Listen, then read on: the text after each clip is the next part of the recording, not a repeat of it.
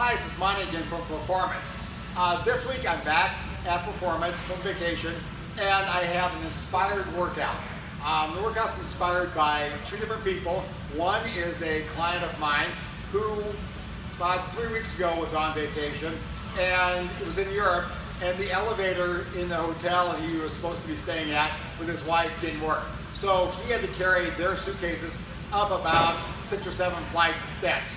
The other person is my neighbor who last week when I was on vacation, my wife asked her to water our flowers. Unbeknownst to me, she never told me, so I shut the water off to our house.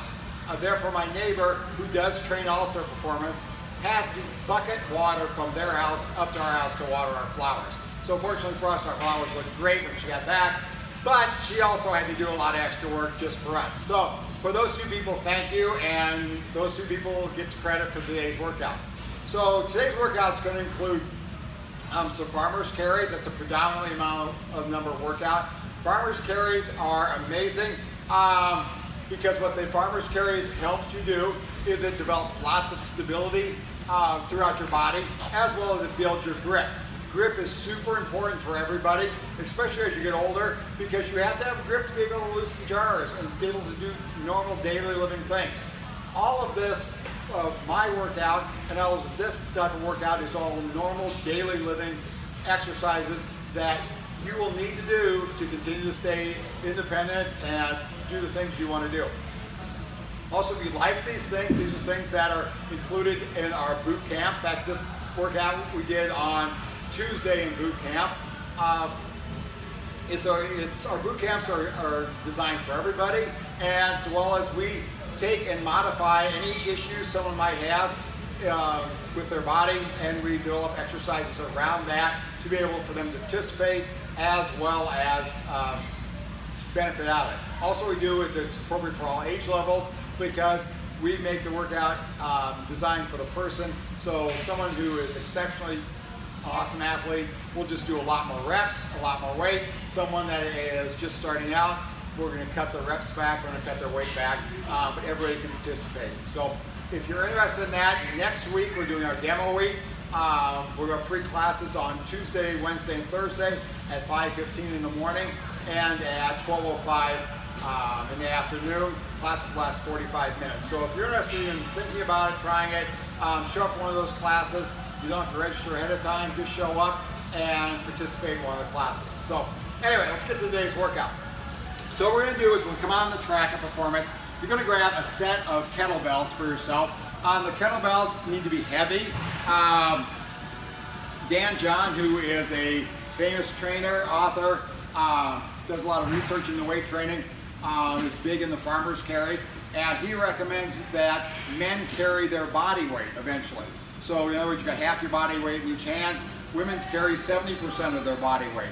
So for me, I weigh about 210, so I really need to be carrying 105 pounds in each hand. We don't have that much weight here in kettlebells, but we do have up to 70, so I recommend working on a heavy belt. Because you're carrying so heavy, you don't carry a long distance. So what we're going to do today is we're basically going to start at the beginning of the straightaway on the track, and we're going to walk to the end of the track. At the end of the track, we're going to do an exercise. We'll pick our bells back up. We'll walk back to the beginning of the track, set them back down. We'll do another exercise. So that's what it's going to be. It's going to be walk down, do an exercise, walk back, do a different exercise until we get through all. And there's a total of 8 exercises that we're going to do. So the first one we're going to do, just cover how to pick up your bells in the farmer's carry. Stand with the bells between your, just right on the outside legs, you want to stand exactly between your bells. You have your great hip hinge we work on. Hip hinge, squat down, keep your head, shoulders and butt in alignment. Grab your bells, stand tall, squeeze your butt, shoulders are back, begin your walk. So we'll walk down to the end of the track, get down there, we'll hip hinge, squat down, set our bells down, and that's one time down. So we get down there, everything we're going to do is going to be 12. One set of 12 for each exercise. First one's going to be a squat, so we'll do a goblet squat. Once again, pick up your bell, use one of your bells you walked with, just grab one, keep your head, neck, and butt in alignment, do your hip hinge, and pull yourself down in your squat, and stand back up. 12 of those. When you get going with that, walk back to the beginning of the track. Then we're going to do a row. You can use one of your bells you walk with, or you can grab a lighter one. You can put your hand on a windowsill. You can put a hand on one of the boxes we have out here, or you can just rest your elbow on your leg. You want to make sure you pull your shoulder back in and keep it. You don't want it sagging out. So once again, head, shoulders, butt in alignment. Keep your shoulder tucked back in. You're going to pull your elbow right up by your side. And a row. We'll row 12 on one side, 12 on the other. When you get done with that, pick your balls back up your farmer's carry, walk back to the other end of the track. At that end of the track, we're going to do a suitcase deadlift. So your suitcase deadlift is inspired by Randy, who was the guy who went to Europe. He had to carry his suitcases up there. Your suitcase, you stand between your bells, you do your hip hinge, you squat down, keep everything in alignment, stand tall, squeeze your butt, hip hinge, squat back down, stand back up, squeeze your butt, back down. 12 of those. When you get done with that, pick your bells up, walk back to the beginning of the track. There we're going to do our kettlebell swing. The kettlebell swing we've talked a little bit about before.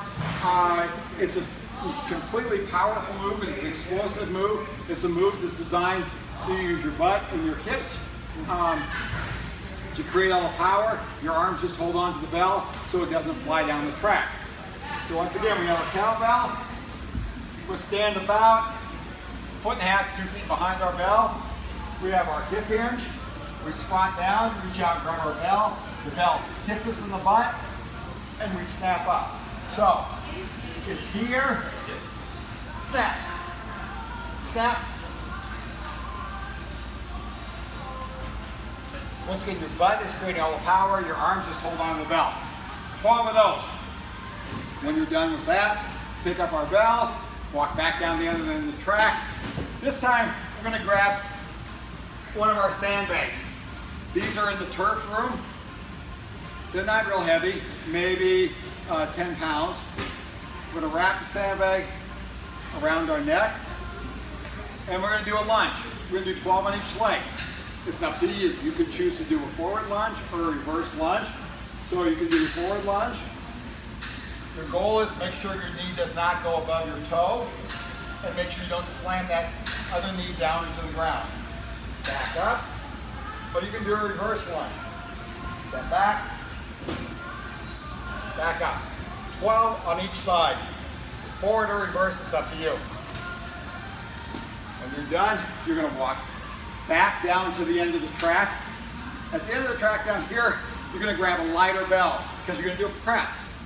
12 on each side. So we're going to clean our kettlebell up. We're going to make sure our elbow's inside, our hand runs deep into the bell, and our wrist is in a neutral position. We don't want your wrist cocked back like that. Puts a lot of strain right here. Wrist is in a neutral position.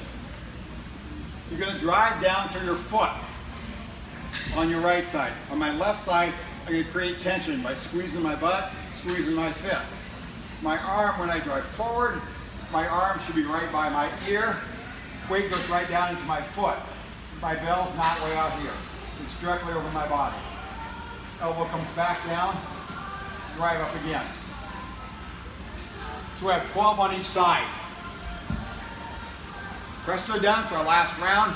We're going to walk our kettlebells back down to the end. At the end down there, we're going to do RDL, or Russian deadlift. One of your bells, one of your heavier ones, you want to hip hinge, squat down, grab your bell with 2 hands, stand tall. Feet should be about shoulder width apart. From here, what you're going to do is you want to keep your legs straight, shoulders tucked back, head and shoulders butt in neutral alignment. You're going to let the bell slide down your legs to about your knees. Stand tall, squeeze your butt. Once again, slide down your legs, stand tall, squeeze your butt. 12 of those. Walk back down to the beginning for your final lap. Your final lap is going to be, or your final exercise grab a couple dumbbells. I would say 10 or 12. Some of you can grab the 15s. And back of your palms are going to face forward. The back of the top of your hand is going to face forward. You're going to bring the bell up, pause at the top, back down, pause at the bottom. We want to make sure you pause at the top and bottom both, because we don't want to get a swing going that doesn't do a lot of. So stop, pause at the top, back down, pause at the bottom. That's our workout of the week. If you have questions, make sure you ask me on Facebook or catch me at Performance. If there's something that you can't do because of a restriction, make sure you ask me. I can come up with an adaptation for you and in a way to hit that muscle in a different way, or how you can to make the workout a little more effective for you. So make sure if you like the video, click like, share it on Facebook so other people can see it. And make sure if you're interested in something like this, stop into one of our free boot camps next week, Tuesday, Wednesday, Thursday, 5:15 in the morning and 12:05 in the afternoon, 45 minutes. So I will see everyone next week, and have a great week.